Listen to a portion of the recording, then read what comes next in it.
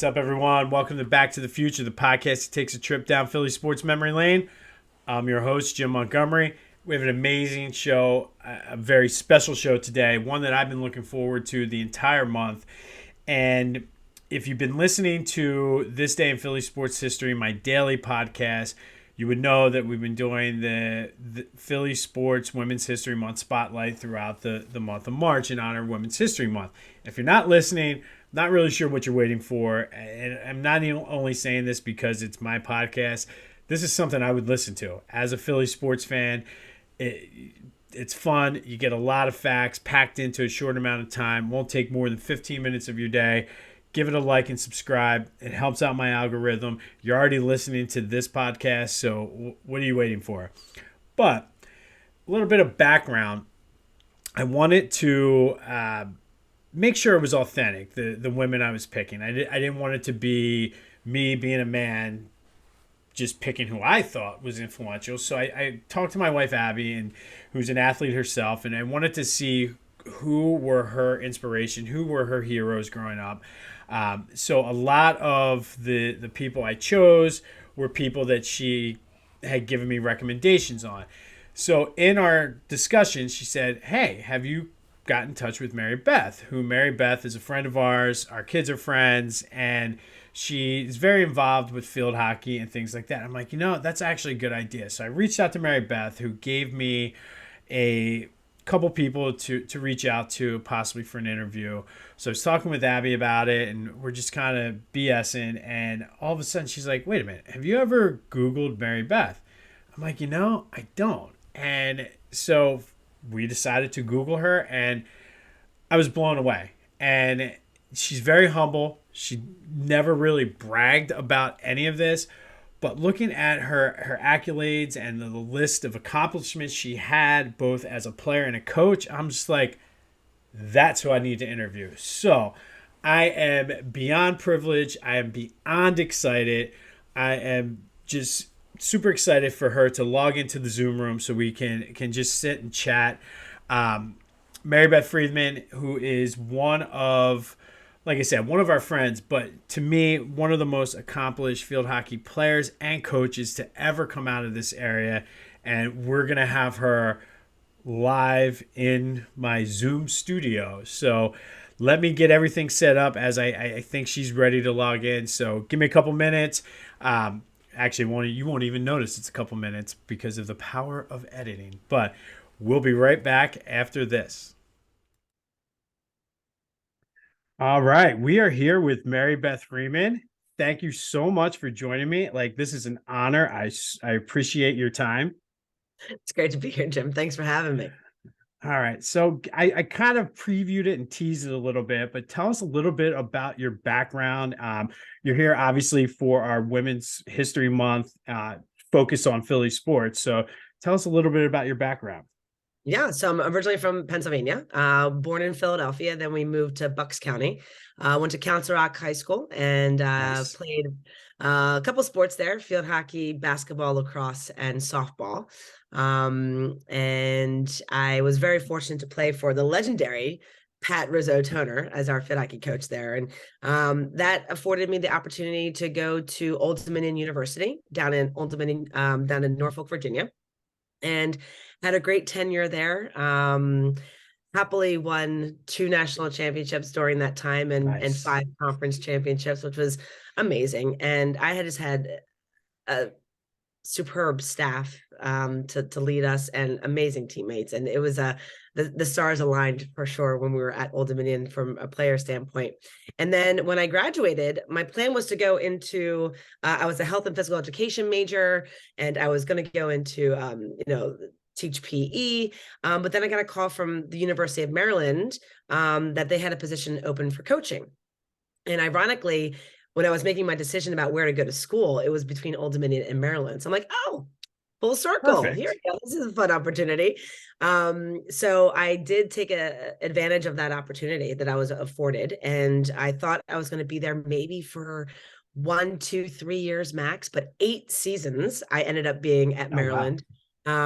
And worked with Missy Maharg, who is icon, Hall of Famer, just one of the best in the business, if not the best, with her national championships. And she was just is a spectacular woman, and coach and mentor and friend. And when I was at Maryland, we won 3 national championships and 3 conference championships. And at that time, Maryland was in the ACC before they moved into the Big Ten for field hockey. And then when I moved on from Maryland, I started working at Columbia University. I went on to be the head coach at Columbia from 2010 to 2015. That was an amazing time for me. Talk about working with just an incredibly talented group of women, mentally, physically, spiritually. They just had the balance going on. And I was so fortunate to make some lifelong friends when I was there. That's awesome. And yeah, and we had some great milestones. The team had the best season that they had in 2014, finishing second in the league. Garnered some team accolades, coaching accolades during that time, and then I moved on from Columbia to Temple, where I most recently was, and I was there for 4 seasons. And being at Temple taught me a tremendous amount, right? And kind of the evolution of the game and coaching, and understanding that not everyone maybe learns the same way. I can't be doing the same things and expecting the same results. I gotta move with the times. And Temple was a great place for me to learn that, to be flexible in my mindset, and to utilize my resources and my skill sets.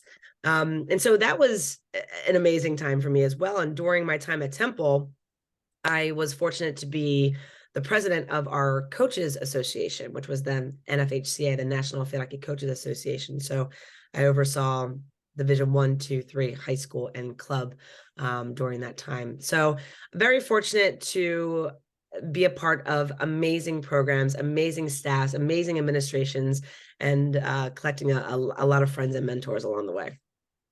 That's amazing. I mean, I have to say that that's impressive, and maybe just maybe a little of that is you. I mean, national champions here, national champions there, conference champ, like takes a village. It does.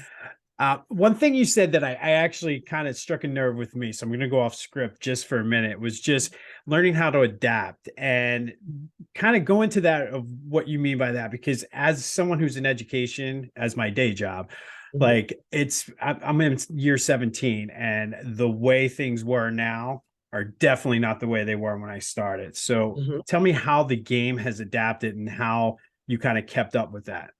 Sure.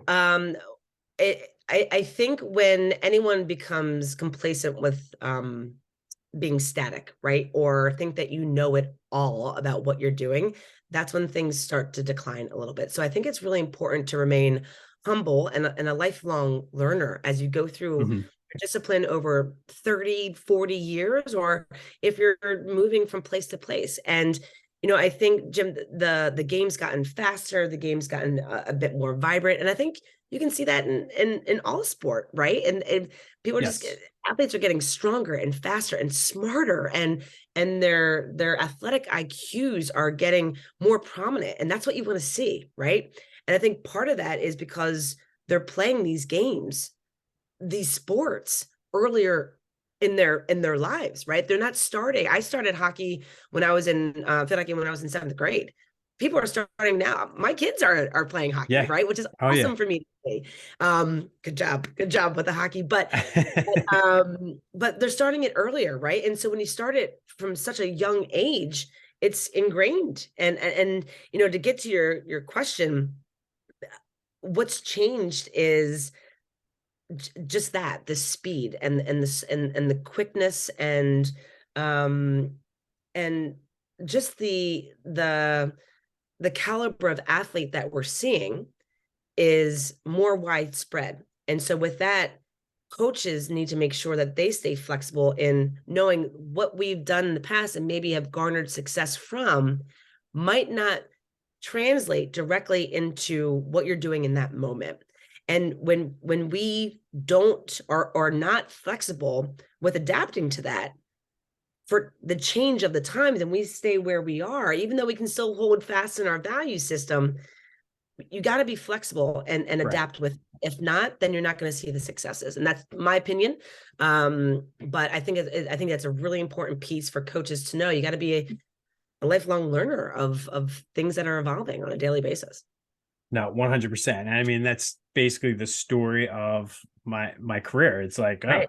you have to take this. And like I said, the things that I do now, like wouldn't even have thought of back then. And some of the things I did back then, I cringe at. I'm like, oh man, Right. Right. I can't believe Totally. I thought that was a good thing. Right, exactly. And I think a lot of that too, Jim, is about the communication piece. I think that there's something to be said for a coach or someone in a supervisor position to be like, I was wrong. I was wrong. We should have done it a different way to get a different result. Now we know that as a team moving forward. Right. Or, you know what? Let's take ownership of that and be okay. And I think that was a huge difference too. Like if I were to say to you, Jim, you let too many balls by you. You didn't play defense like we've seen you play before, and that's why more teams were getting behind you, which led to a counterattack. As factual as that might be, we really have to be mindful of circumstances, right? How individuals Mhm. might feel about that. And, when you have these maybe older school coaches that are just like, you know, you need to do this, you need to do that. Times are changing in the way that we communicate. And I'm not putting this on a generation or not, but as time has evolved, we just need to be more open as to how we communicate and effectively as possible to meet everyone's learning styles. No, and I think that makes sense because you need to. It's almost like that emotional intelligence. We talk about that a lot at my school because since we're all over the state, like you have like what a kid needs in Philly is not the same as a kid that needs something in Erie. So Sure. you have to be able to do that, and their teacher might be in Harrisburg who has no clue on anything. So I Right. think there's a lot of merit to that. That you know what, you just got to kind of read people and like I'm thinking like the old school coach that's you're running laps, just keep going. And like it just Mhm. it doesn't work because Mhm. your job is to get the most out of your players. Right. I mean, I've had coaches bang on the whiteboard to the point where they dented it. And we've Mhm. also won a national championship that same year. But yet you do that now and things might not have the same result for whatever reason, but Right. evolution. No, totally. Yeah. Yeah. So, all right. So speaking, and I guess this is sort of along the same track, but what is to you the most rewarding part of being a coach then? So knowing that you have a group of girls who all different backgrounds, all different life experiences. So what's the most rewarding thing for you as a coach? I'll flip the script a little bit. It was significantly easier for me as a player to make an impact. I could make a save. I was a goalkeeper, so I could make a save. I could communicate. I could make a positive play on the ball to positively impact my team actually on the field. As a coach, you really rely on your ability to communicate your ideas effectively and manage your team's learning behaviors, right? You want to have that retention. It's not just a memorization. It is a understanding the fluidity of the game, reading the plays, understanding what the next step is. And when you can actively see yourself as a coach, see your players be thinking 1, 2, 3 steps ahead Mhm. and make the right decision in that moment, that's when you know you're doing something right. When you can convey your ideas strongly enough and adequately enough that they are making their decisions at that right time, that's when you know you're doing your job. And I was very fortunate to have great relationships with my athletes that I could learn the way that they learned and teach them in the way that would resonate the most. And that took time, right? That takes time to learn people about what gets them going, what makes them excited, Right. which way they like to be coached. Like, you can do it, come on. Or the challenge side where you're going to be in for 5 minutes. In 5 minutes, I need you to get one set play or two fouls or whatever the case may Mhm. be. But just learning your athletes and being able to communicate in a way that resonates with them, that they're comfortable and confident enough to make those decisions in the moment when it matters the most. So does that start like in the whole, like when you start recruiting players, does it start 100%. there? So what 100%. are the things you looked for then when you were recruiting? Right. And that's a huge piece. I think for me, I was very confident in me and my staff's ability to teach skill. What is more difficult are the intangibles. It is when we are recruiting at a tournament or on the sideline and we're watching an athlete who's yelling at the umpire, who is yelling at their coaches, who is sitting at the end of the bench, maybe very upset, moping, energy sucking, if you will, very me. That's not the type of player that you want. And that type of player can negatively affect the culture of the program that you're trying to build. And recruiting is a very personal bit. Not only are you looking to handpick individuals that are going to be representing you, by the way, who made your career on Right. a game, right? That you need to put together a team of 18 to 23, 18 to 21-year-olds that are going to be attached to your name and your reputation as a coach. You are going to make sure that you spend some time knowing who you're recruiting. And so those intangibles speak volumes about the character of an individual. And the characters that you bring together help shape the culture of your team. And the culture of the team is what's going to put you in a position to be successful or not. And it only takes a couple of individuals who are not on that same page to really negatively impact a team's success. So absolutely, the relationship and the communication starts in the recruiting process day one. Day Awesome. I one. mean, and you see that in any sport, Mm-hmm. anywhere, pro, college. I mean, I've seen it on the kids' soccer teams, like a kid with a bad attitude, and then it's contagious. 100%. 100%. So was there any place then, I guess, and this is more for me, like I'm very curious about this. Like, is there like a hotbed area for field hockey recruiting? Like, did you rely on past relationships with other coaches and players, or how did that process work? Yeah, that's a great question. So back in the day, it used to be very East Coast, right? Pennsylvania, Jersey, huge hotbeds for hockey, very dense hockey population. In recent years, and thankfully, it's expanded more nationally. The footprint has grown a bit, specifically for more the grassroots programs. We would Mhm. love to have more collegiate programs playing or collegiate teams having hockey, right? Schools having hockey.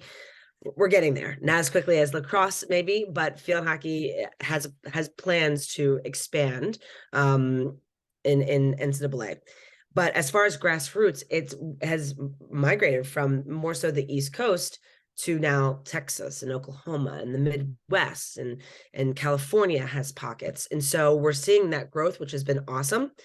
But it also depends, Jim, on where you're recruiting or where you're recruiting to. For example, when I was at Columbia, I was very fortunate having it been an Ivy League institution that people knew what Columbia was all about, right? And Mhm. so that wasn't so much demographic as far as recruiting, and that was from people from all over the country wanting to come to Columbia, right? Maryland, best school in the state for hockey. We got a lot of Maryland individuals who wanted to go to the University of Maryland to represent Maryland. And so, but over time, that's even grown and having it in the past 20 years, Missy has taken that program from you know uh, Maryland, and obviously everyone that's come before her to help shape it where it is right now. But it's now this Big Ten powerhouse. It's a juggernaut for everyone all over the country. So I think earlier on, Jim, when we didn't have um a lot of these grassroots kind of picking up in different pockets of the country, it was more demographically recruiting wise. But now that we've expanded in the grassroots in the club systems, even scholastically, we're seeing a lot more national recruitment to a Mhm. lot of different divisional programs, 1, 2, and 3 around the country, which is great to see. Do we still need to get more collegiately? Yes, and we're working on it. But So in the that's yeah, perfect segue into the mhm, next thing I wanted yeah, to ask about. How would you assess then the state of women's college sports, not just for field hockey, but just in mm, general? Because I feel anyway, the past probably, like you said, 20 years, 25 years, it's been an explosion. And one thing we were talking about the other day on the pod, it amazes me that up until 1982, there was no Division One women sports in the NCAA. I'm like, that is just to wild. me mind blowing. I'm like, that's I was like 3 or 4 years old. Like that's insanity. It is. It is. I think so. The question about women's sports in general is a very it's a great question. It's a very broad question, right? I think there's a lot of things that have happened in the media that have really given a great spotlight to women's sports. I think that there has been a lot of glass ceilings that have been broken. I think that that's lent itself to more conversations. I think women's sports, and we're seeing this growth now with women coaches, right? So you look at not only the athletes, but who are coaching the athletes. I think it was 42% of head coaching positions for women are women coaches. Well, 42%, right? You look at where that is for men. You look at how many women are coaching men's sports. You know what that number is? 5%. 5%. Crazy. But we're still under, and I'm not, this is not a man bashing. I'm just giving No, out no, no, stats no, no, no. Like that's and why I whatnot. asked. I'm like, But yeah, but it's really interesting to see that. One, I love that we're seeing, even though it's on a small scale, more women coaching men's sports. And I think at the end of the day, the passion for athletics should be gender neutral, right? If you know your stuff, you know totally. your stuff. If you don't know your stuff, then you don't know your stuff. If you are a man who is applying for a women's sports team head coach position, and there are no other candidates that are women, right, coming in, then of course it's going to go to a male, right? That makes mathematically Right. that makes Yeah. sense. Somebody has to be the coach. Somebody has to, right? So, but my thing is, I want the best person in it, and I want to see the confident women who are leaving the programs want to be in that role as well, and that's where there's so many support, groups and organizations out there, Jim, like the Women's Sports Foundation. Billie Jean King is the founder of this. You have associations like We Coach, which is a women's leadership for all head coaches, administrators, female athletic directors, and trainers. Anyone that's women in sport can be with We Coach, and National Girls and Women in Sports Day. And so there's these great opportunities for us to highlight and put a spotlight on the amazing thing that women are doing. But I also believe that there needs to be this, not only availability, but encouragement to continue to go through that. And that is where I think we're a little halted right now. I think that the opportunities are there. We need to continue to build the confidence in these young women, young coaches, to go for that and be confident enough to compete for it. And I think we're going to see a lot of growth in that regard.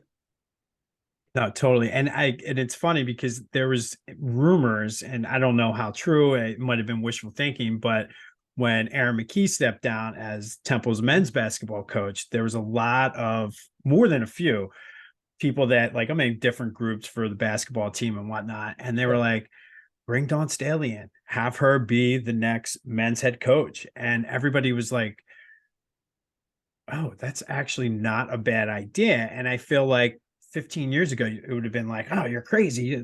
Right. Why would they do that?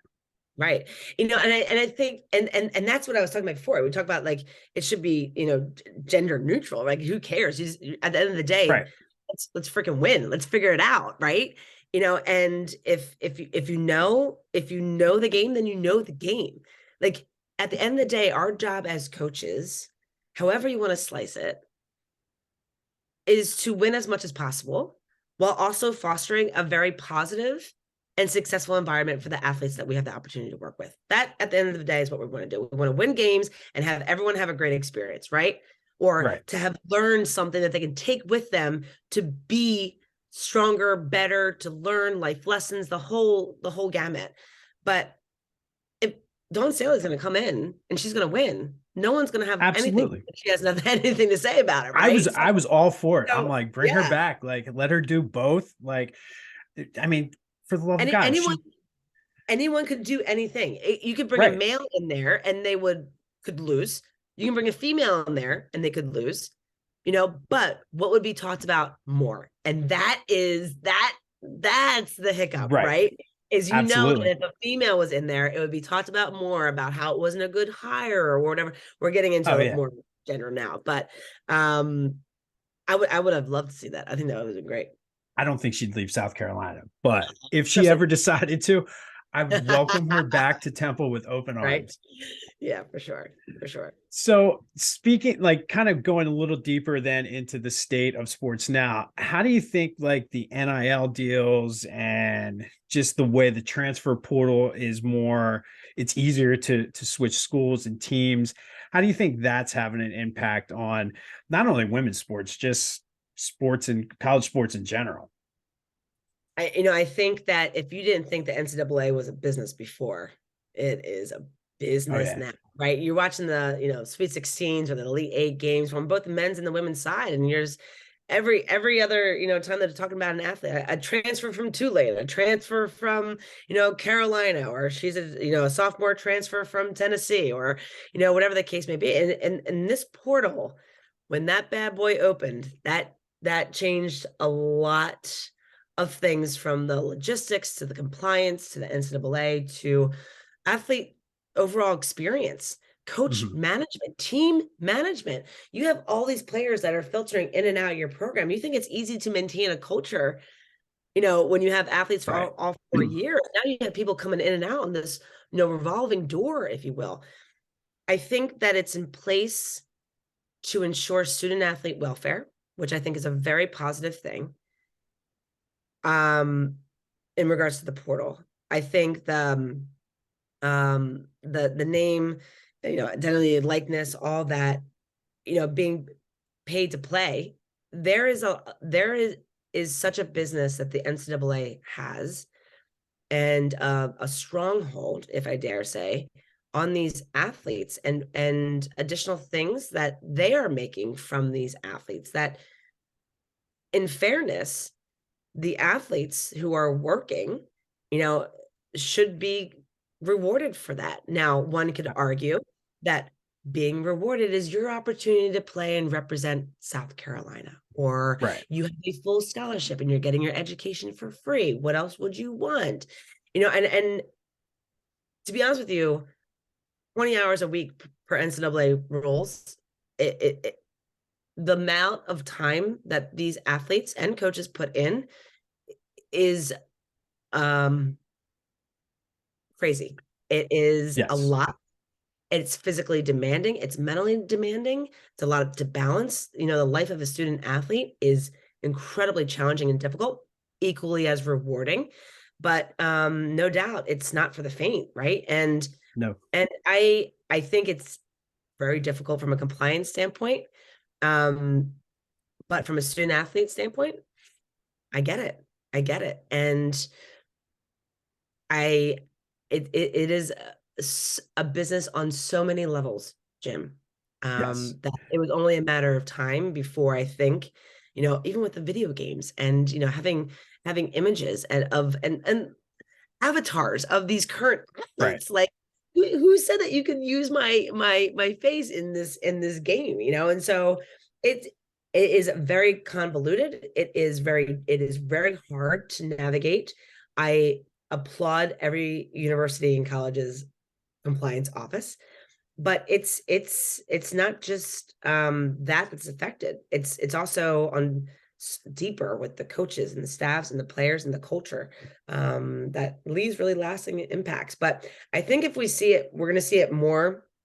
Portal is relatively new, right? So I think the more schools, institutions can get used to it, the more fluid and understanding the cultures and the programs can be. I think it makes it more competitive, to be honest. Yes. Athletes are going to have to step up if they don't want that transfer from, you know, yeah, Creighton to come in and play or whatever the case may be. So yeah, I think that's also why we're seeing games step up, shooting threes from the half court line at this point, Right. Well, so even the Final Four, you have all 5 seeds and lower, like, or 4 seeds, I guess. Connecticut's a 4, but still, right. like, it's because it's there. I mean, and Deion Sanders is going out to Colorado and saying, Yep. "You're not going to make this team. I'm bringing my guys in. You got to show me something." Which, I mean, I think it will bring out more competition, but you're right. I think right now it's just so new that Mhm. and I don't think COVID really helped much with that either. Yeah, I think that's a good point too. I just know when news got out, the portal was actually going to happen. We're like, this is going to be the wild, wild west. This is going to Oh yeah. be, what waivers can I utilize to play a 6th year if I need to, Mhm. and stay in college for as long as possible. So I think it's going to take a couple years to filter all the way through to see what's working. We're seeing modifications to NCAA legislation, come through. They meet annually a couple times, and so I think we're gonna see how it transpires, but it's gonna be the Wild West for a little bit. Oh yeah. No, I agree.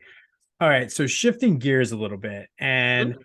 kind of getting back, we've been talking on actually both of my podcasts this month just about some of and it blows my mind. Like, I knew some of the bigger names, but like just the amount of trailblazing women who played sports in Philadelphia. So who were some of your inspirations growing up in high school, even into college? Mm. Uh, One, shout out to my whole entire family. That would be number one. But Pat Rizzo Toner, who was my coach at Council Rock, she dedicated so much time and energy and passion into the team. She really made it fun and equally as competitive, right? And we were a team that wanted to play for her, and in doing that, we rallied together as a team that made us stronger. And so I think Pat, it was definitely one of those people for me. The other individual I would have to say, along with my coaches at Old Dominion, would be Missy Maharg at Maryland. As a fresh out of college, young, I was only a month older than the oldest player on our Maryland team when I got hired at Maryland.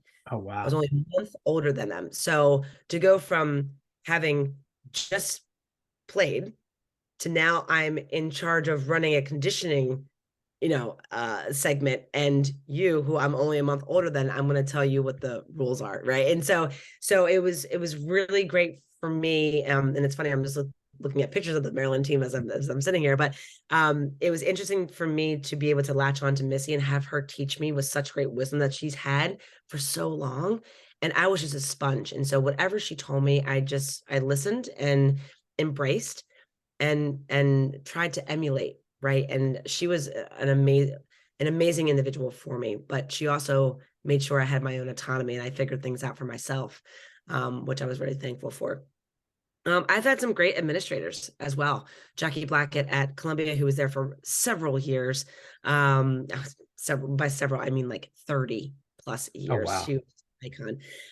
But there's so many women that I really valued for a lot of different reasons. One, strength, one, adversity, one, challenge, right? And I think with all of that, what you do, and I think how you become who you are, is re- resonate on the things that work, but reflect on the things that don't, and how that can help get you into where you want to go.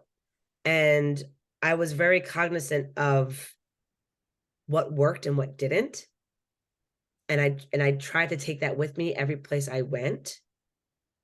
And for that, I'm really grateful. So there's no doubt. And even some players who I'm best friends with now, alumni who I'm best friends with now. I think um, I'm very fortunate to have a great group of athletic, mindful people in my tribe for sure.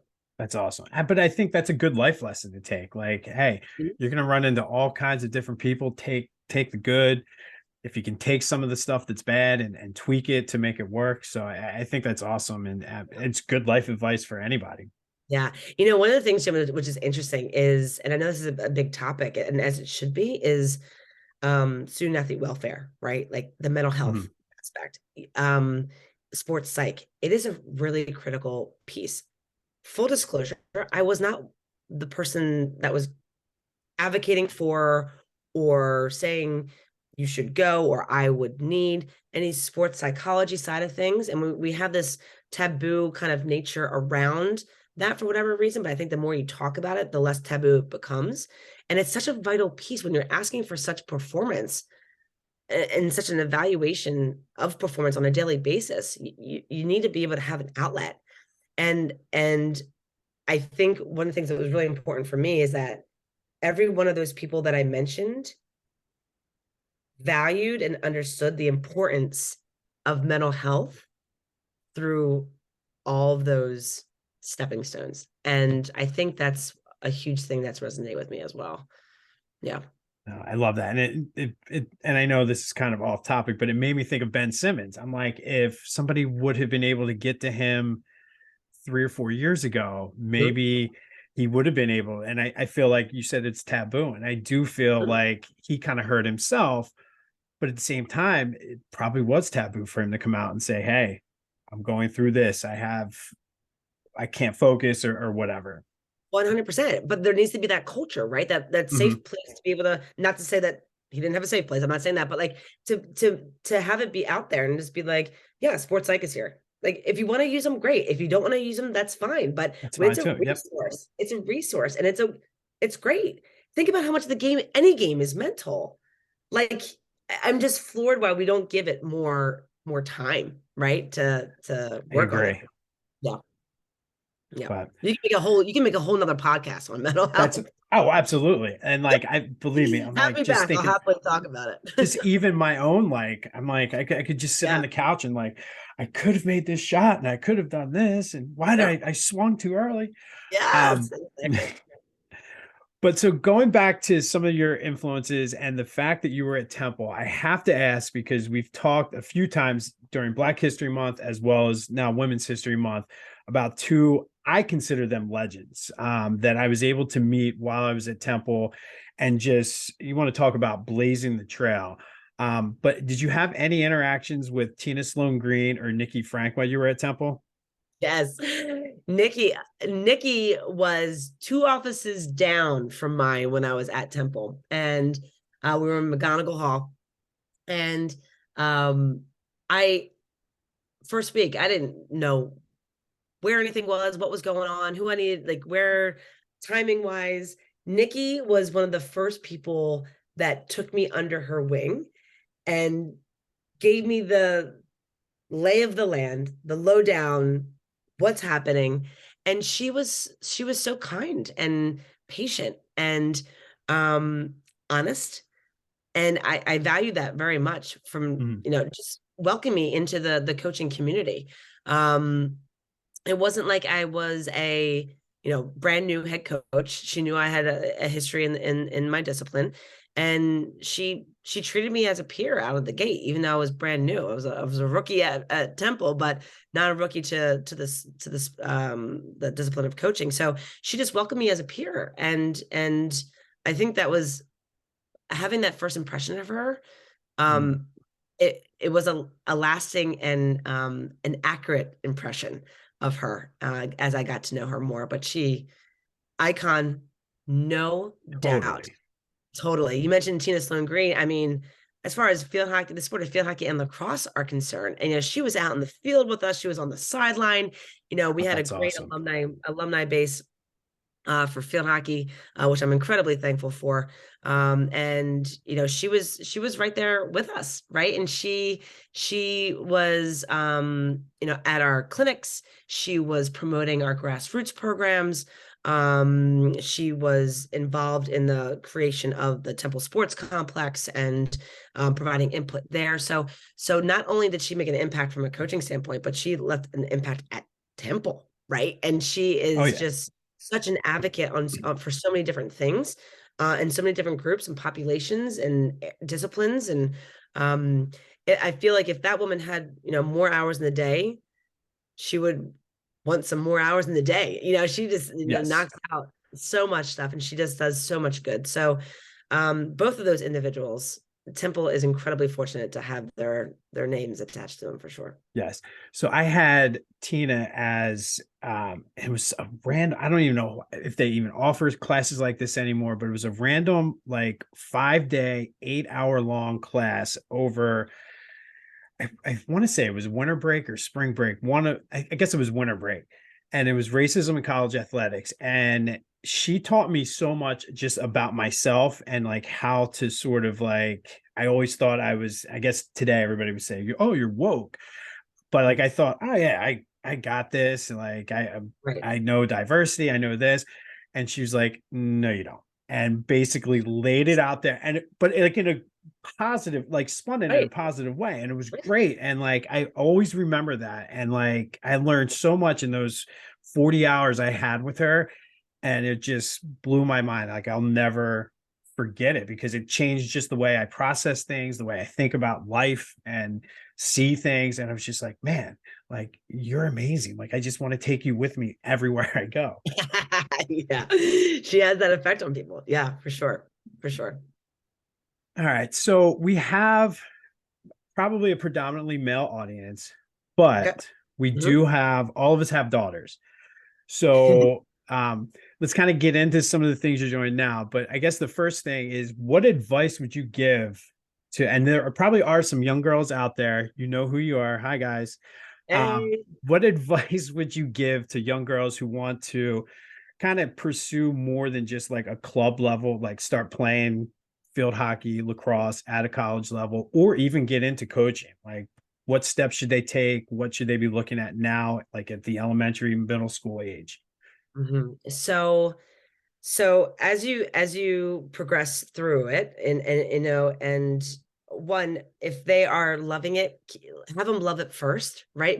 Have Mhm. them love it first, and then their passion will continue. I think, and guilty of it, right? Us competitive adults want our kids to be as competitive in some regard, right? If it's not sports, it's Yep. something else. We just need that competitive nature. But get them to love whatever they're doing first, and then their drive to want to continue to do it will continue as you move through. I think at a young age, having multiple sports is a good thing. I do.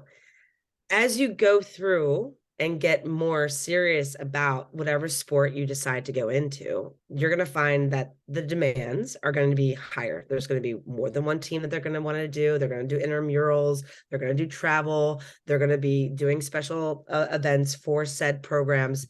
And the commitment's going to be more and more and more. What I would recommend is one, support them in whatever capacity they want to do it, and listen if it's too much. Because if you have them get burned out in junior high and high school, then they will have a very difficult time transitioning if they want to play into college when they're already burnt out at that level.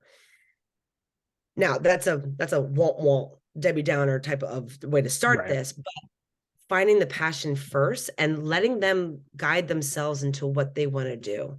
I think there's something different to be said. Like if you say that you want to start a season, then we're finishing that season, right? If you don't want to do it after that, then that's 100%. another conversation, right? So, and I'm not telling people how to parent, like you do you, but if you make a commitment, I would honor that commitment until there's a time for us to reevaluate, and then we can make a decision.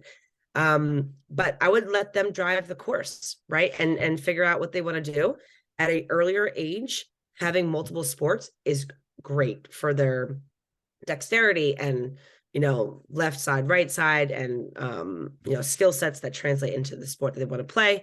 As you go through with junior high, keep on playing those sports, but you might find yourself getting a little bit closer to specifically just one sport as you get into, ninth grade, 10th grade, moving into high school, of course.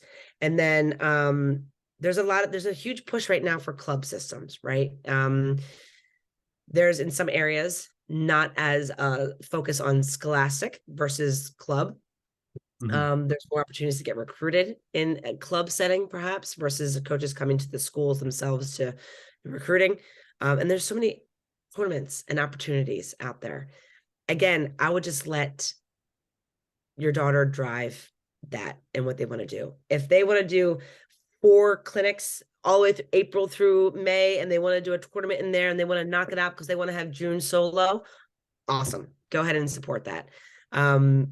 It's funny because now that I'm not coaching, I'm doing recruiting consults, right? So as a former coach, I'm working with individuals who want to go through the recruiting process and don't know where to start. And I kind of help them do here's how an email should be articulated. Here's what we should be writing. Right. Here's Oh, the that's dance we awesome. should be writing I didn't in. even know that was a market So, for.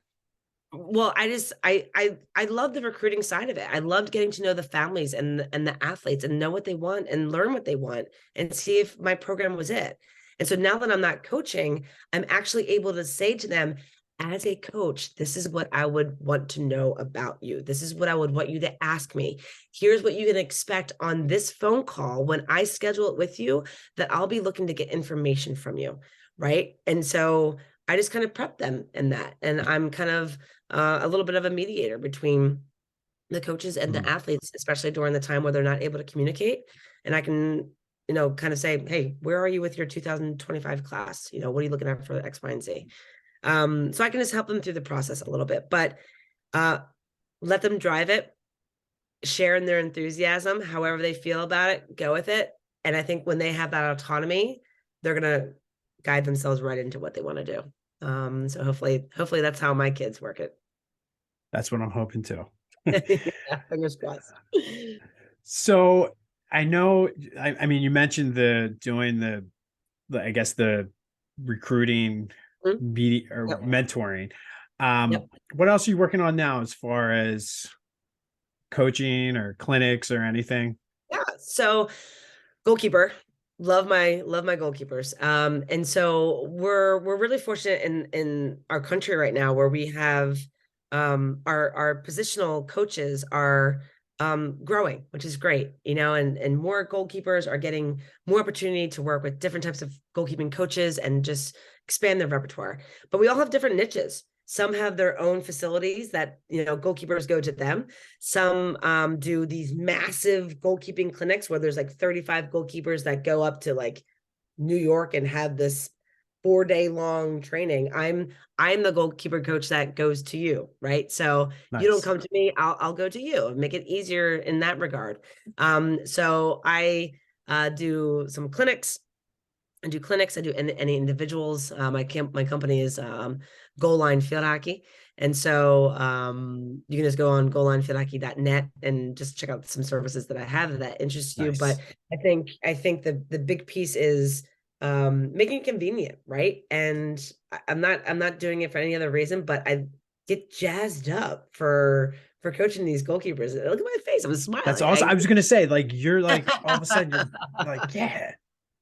But it goes back to your question, right? Like what is the highlight of coaching? It's seeing them do it. You're able to explain it to a point where you're helping them actually execute correctly on their own, and having that translate is pretty powerful stuff. So I love doing it. It's one individual, one person in my sessions, 5 people, doesn't matter. I'm there for it. So I get excited about it.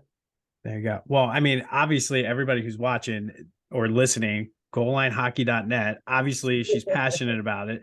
She's one of the best to ever do it. So there you go. All right. So before we wrap up, I have one more question that I ask everybody who comes on as a guest, and completely unrelated to anything we've talked about. You're a local girl.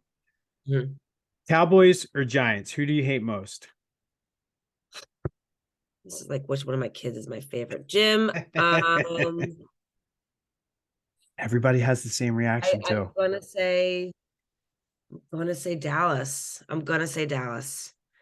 But was I rooting for them to win this year because I wanted to play them and beat them? Yes. Yes, I would agree Okay. with that. So I still don't like Dallas, but I full disclosure, I was rooting for them so they could win, so we could beat them when we played them. So I just want to make But sure. see, I think that's just a typical Philly Smart. fan right there. Yeah, I right, think that's right, that's the way we right, want it. right. Give it to me. Give me Dallas. That's fine. I Especially. always ask, I'm more of a Giants guy, and I think it's because I know more Giants fans from New York, and there's Yeah. more of that Yeah. natural rivalry. To be completely honest, and I'm going to piss off half the people I work with, the Steelers just irritate me, and I think it's because of the fans. But that's a whole nother topic for another time.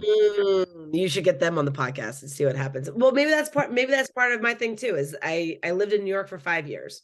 So There- was I a fan of Giants?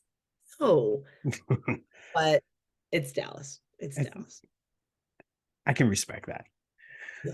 Yeah. All right. Well, thank you so much for joining us today. Like I totally appreciate it. I think we're on to something with the whole sports psychology, though. I think we're going to get into that because we could actually go dive into Ben Simmons and do a whole sort of dissection of what happened and what could have been, I guess. Yeah. And yeah, have me back for it. Love to have a conversation with you. Awesome. Well, thank you so much. Good luck with everything. I do Thank you. appreciate your time. But yeah, you are a legend. Like I said, like once we decided to Google you, we were just like, oh shit, like there we go. But Thank you. I appreciate it. all right, thank you so All right, much. Jim. Thanks. Have a good night. Thanks for having me on. Wow, that was incredible. That was so much fun to just sit there and just talk with Mary Beth about her experiences and just her background. She's just a wealth of knowledge. And in my opinion, this was a great way to put the exclamation point on Women's History Month on both of these podcasts. Uh, she, she's just the best. I mean, both as a person, as a player, as a coach, just a phenomenal person. And I'm honored to have been able to talk with her. And I think she's on to something. I do want to have her back and do the sports psychology thing because I think, especially in this day and age in sports, there's just so many different ways we could go. Obviously, Ben Simmons was the first thing that came to mind, but stay tuned for that because I think we might be on to something. But again, if you have any interest in camps or some coaching for your daughters for field hockey, or you want to know what steps you need to take to advance them into the next level, be sure to hit her up and check her out at goallinefieldhockey.net. That's goallinefieldhockey.net. Thanks again, Mary Beth, for coming on and being my guest this week. Be sure to check out This Day in Philly Sports History every day. We're finishing up Women's History Month. We have a couple more days left. And then for April, I thought we've been doing well with the spotlights for Black History Month as well as Women's History Month. So we're going to keep it rolling. And since the NFL draft is in April, we're going to keep it rolling and spotlight a random Eagles draft pick every day in April. Follow me on social media, YouTube, TikTok, and Twitter at Jimbo_Mont, Instagram at Philly Jimbo. Be sure to check out our Phillies preview from last week as well, as the Phillies are getting set to open up tomorrow night. I'm Jim Montgomery. This has been Back to the Future. Go have yourself a week, and until next time, I'll see you when I see you.